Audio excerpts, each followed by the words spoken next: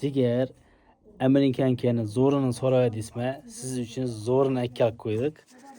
Elo brend dükanlarımıza Amerikanka çaburlarımızın zo'ridan geldi. 2 xil svetda bo'lgan, serisi bor, qora sveti bor. Razmerlar ham emdan 2 gacha bo'ladi. Narxi 250 ming so'm. Albatta obunachilar uchun chegirmasi bo'ladi, lekin buni asosiy narxida emas do'stlar, sifatine gap yo'q. Birinchi sifat materiali qalin bo'lgan. E'tibor etasizlar sifatlarga. Shuningdek bir chiroyli breloklar ham bor do'stlar. Materiallarning sifatine gap bo'lishi mumkin emas. Shuningdek damirlar ham bor. Elo brend dükanımızda shuningdek sifatli bir-biridan chiroyli narsalarimiz ko'p do'stlar. Hammasi sizlar uchun gelip bemalol xaridlaringizni amalga oshirsangiz bo'ladi.